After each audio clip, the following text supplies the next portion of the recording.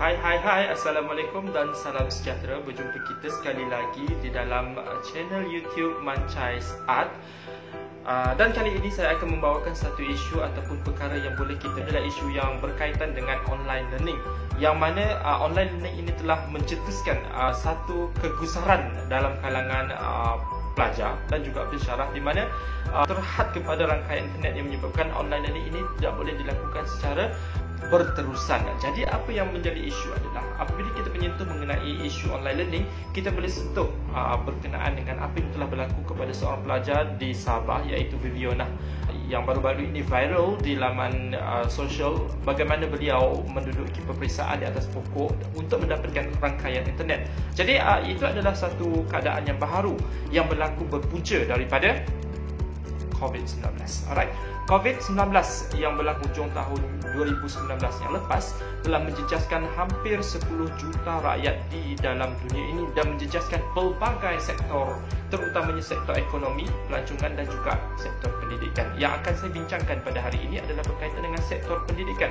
Bagaimana pandemik COVID-19 telah memberikan satu pandangan yang baharu kepada sektor pendidikan di dalam negara kita, yang mana apabila berlakunya pandemik COVID-19, institusi-institusi tempat pendidikan tinggi terpaksa ditutup buat seketika dan pelajar-pelajar perlu dihantar balik ke kampung masing-masing. Dan apabila balik ke kampung masing-masing, tidak ada berlakunya perjumpaan secara langsung dengan pensyarah di dalam kelas. Jadi apa yang berlaku adalah pensyarah-pensyarah ataupun pihak-pihak IPT ini telah menggunakan satu platform yang dinamakan sebagai online learning untuk mencapai kepada pelajar masing-masing.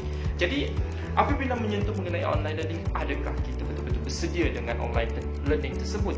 Adakah kita mempunyai rangkaian yang mencukupi untuk membolehkan semua orang mendapat maklumat? Jadi itu isu yang paling besar. Dan yang berlaku terhadap Viviana sebenarnya adalah yang berkaitan dengan online learning ini. Apabila beliau terpaksa berhadapan dengan pelbagai keadaan untuk memperoleh ataupun mendapatkan rangkaian internet yang diperlukan untuk membolehkan dia connected dengan pensyarah dan juga rakan-rakan yang lain. Saya percaya di luar sana masih ada ramai lagi yang terjejas seperti Viviana dan mungkin belum sampai kepada tahap viral, tapi apa yang berlaku terhadap Viviana ini telah membuka mata kita semua supaya isu ini boleh diberikan perhatian yang lebih berat oleh pihak-pihak tertentulah, pihak-pihak berwajib. Right.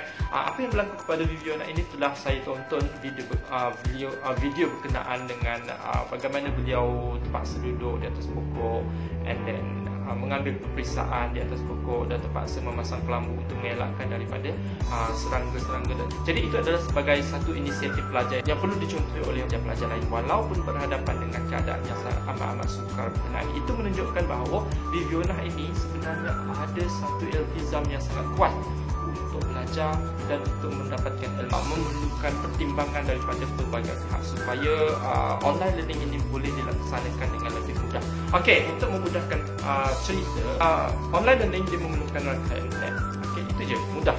Okey, rangkaian internet. Tetapi rangkaian internet yang ada di dalam negara kita ini belum lagi mencapai kepada tahap yang betul-betul 100% boleh dicapai oleh keseluruhan rakyat Malaysia yang menghampiri jumlah 34 juta ataupun telah mencapai 34 juta ini.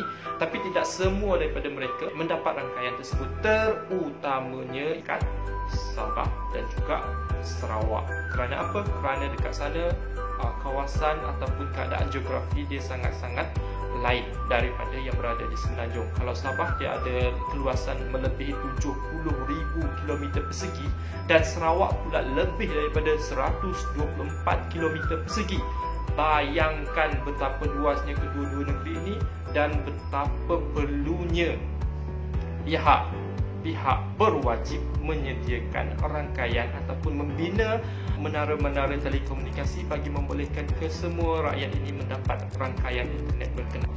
Masih ada golongan-golongan ataupun masyarakat-masyarakat tertentu yang masih belum mendapat akses kepada internet ini. Itu bukan halangan secara keseluruhan untuk kita tidak hadir ataupun tidak mengikuti kelas secara online. Pelajar-pelajar ini mengambil inisiatif seperti yang dilakukan oleh Viviana itu sendiri.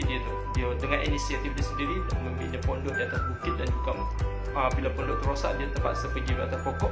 Itu adalah inisiatif dia sendiri untuk membolehkan dia mendapat ataupun mencapai apa yang diperlukan untuk dalam pembelajaran tersebut. Secara keseluruhan, apa yang saya cuba sampaikan di dalam video ini adalah pandemik COVID-19 ini sebenarnya satu hikmah kepada seluruh kita semua tentang pentingnya penyediaan kemudahan-kemudahan asas ini. Mungkin pihak kerajaan, pihak pemerintah, pihak-pihak berwajib telah memerhatikan perkara ini dan datang dengan inisiatif tersendiri bagaimana untuk mengatasi ataupun membolehkan rangkaian internet ini diperluaskan di seluruh negara, dan saya yakin dalam masa terdekat kita semua boleh mendapat rangkaian internet tersebut.